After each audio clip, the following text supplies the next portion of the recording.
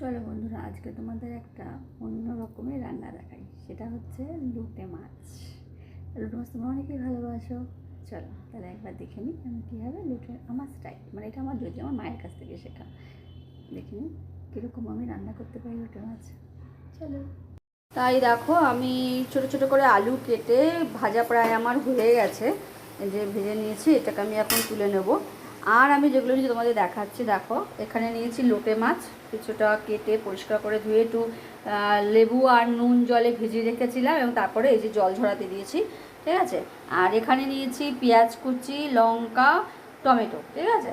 আর বাদ বাকি কী কী আমি দিই তোমরা একে একে রান্নাটা দেখতে থাকো, ঠিক আছে। চলো। এই দেখো তেল বসিয়ে দিয়েছি আর তাতে কালো জিরো আমি ফোড়ন দিয়েছি। এবার আমি যেটা দেবো সেটা হচ্ছে, এর ভিতরে আছে রসুন বাটাও আছে, রসুন থেতো করা এবং কিছু কাঁচা লঙ্কা থেতো করা, এটা আমি এর মধ্যে দিয়ে দেবো। এবার এটা আমি একটুখানি ভাজা করে নেব। একটু ভাজা করে রসুনের কাঁচা গন্ধটা চলে গেলে এর মধ্যে আমি পেঁয়াজ দেবো। বন্ধুরা, আমার পেঁয়াজ কাঁচা লঙ্কাটা বেশ খানিকটা ভাজা হয়ে গেছে। এবার আমি যেটা দেবো, আমি আরও কিছু কাঁচা লঙ্কা, আমরা খুবই ঝাল খাই লোটে মাছটায়। এবার তোমাদের যদি ঝাল কম লাগে বা বেশি লাগে তোমরা তোমাদের মতো দিয়ে নেবে। এই দেখো এই পেঁয়াজ কুচিগুলো আমি এবার এর ভিতরে দিয়ে দেবো। বন্ধুরা, পেঁয়াজটা ঠিক এরকমই ভাজা থাকবে, একদম লাল বা কড়া হয়ে ভাজা হবে না, একটু জাস্ট নরম হয়ে থাকবে পেঁয়াজটা, ঠিক আছে। এবার আমি এর ভিতর দিয়ে দেবো এই টমেটোটা। এইবার দেখো বন্ধুরা, এখানে আমি 500 লোটে মাছ নিয়েছি, তার জন্য তো কাঁচা লঙ্কা, তো ঝালটা কি বলো তো তোমাদের নিজেদের টেস্ট অনুযায়ী তোমরা নেবে। যে ঝাল কম খাও সে ঝাল কম নেবে, যে বেশি খাও সে বেশি নেবে।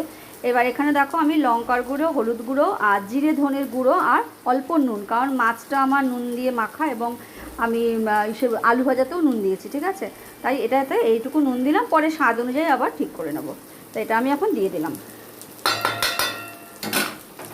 এবার এটাকে ভালো করে এর সঙ্গে ভাজতে হবে। টমেটোটা একটুখানি গলে গেলে তারপর আমি আসছি। দেখো বন্ধুরা, এবার আমি লোটে মাছটা দিয়ে দেবো।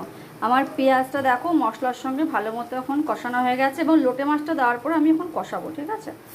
যতক্ষণ না লোটে মাছ থেকে জলটা বেরোচ্ছে ততক্ষণ কিন্তু আমি লোটে মাছটার সঙ্গে এটা কষাবো। এরকম ভালো করে এটা মশলার মাছের সঙ্গে ভালো করে এটা মিশিয়ে দিতে হবে, কিন্তু এতে কিন্তু কোনো রকম জল পড়বে না। এটা আমি এরভাবে ভালো করে মিশিয়ে ঢাকা দিয়ে দেবো। দেখো বন্ধুরা, মাছ থেকে কিন্তু আমার জল ছাড়তে শুরু করেছে। আমি একটু টেস্ট করে দেখলাম আমার আর একটু নুন লাগবে। তোমরা এরকম একটু টেস্ট করে এই সময়টা একটুখানি খুন্তির মাথায় করে একটু ঝোল তুলে দেখে নেবে জলটা, যে কতটা নুনের ভাগ আছে, সেই বুঝে একটু নুন দেবে। তা আমার একটু নুনের প্রয়োজন, তা আমি আর একটু নুন দিয়ে দিলাম 1 চামচ মতো। এবার আমি এটাকে নাড়িয়ে ভালো করে একটা থালা দিয়ে ঢাকা দিয়ে আঁচটাকে কমিয়ে রেখে দেবো। এর মধ্যে কিন্তু আমি 1 ফোঁটাও জল দিইনি, ঠিক আছে। এই নাও, এবার আমি এটাকে ঢেকে দিলাম। ঢেকে দিয়ে আমি আঁচটাকে একটু কমিয়ে দেবো। ব্যাস, এটা আস্তে আস্তে এবার হতে থাক, তারপরে আমরা আবার ফিরে আসছি। চলো তোমাদের এবার ঢাকনাটা তুলে আমি দেখাই এটা কীরকম হয়েছে। দেখতেই পাচ্ছ কতটা জল এটাতে বেরিয়েছে। এই দেখো, এই জলটা পুরোটাই কিন্তু আমাকে শোকাতে হবে, ঠিক আছে। তাই এবার আমি কি করব, ঢাকনাটা তুলে দিলাম আর আমি এটাকে এবার মাছটা একটু জোরে করে দিয়ে এটাকে আমি জলটাকে টানতে দেবো, কারণ মাছ আমার সেদ্ধ হয়ে গেছে। আলু আমার ভাজা আছে, ওটা আমি পরে দেবো। তোমরা যদি কেউ মনে করো যে আলু খাবে না, তাহলে নাই খেতে পারো, আলু বাদ দিয়ে শুধু এটাকে একদম পুরো ড্রাই করে ফেলতে হবে, শুকিয়ে ঝরঝরে মতো, ঠিক আছে। অনেক সময় ঝরঝরে হয় না, তা দেখা যাক কতটা হয়, ঠিক আছে। চলো দেখো বন্ধুরা, কতটা শুকিয়ে গেছে।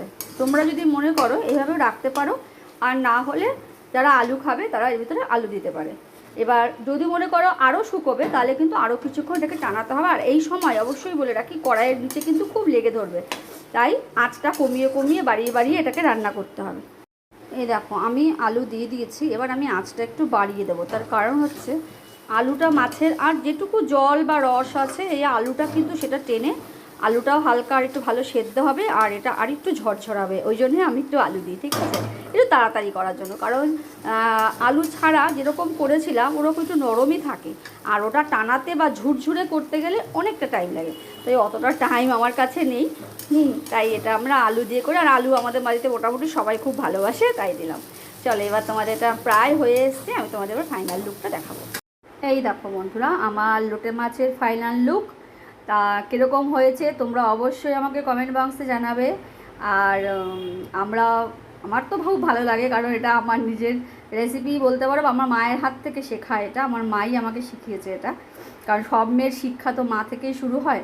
তাই এটা আমার মায়ের জন্যই আমি ডেডিকেট করলাম। টাটা বন্ধুরা, শুভ দুপুর।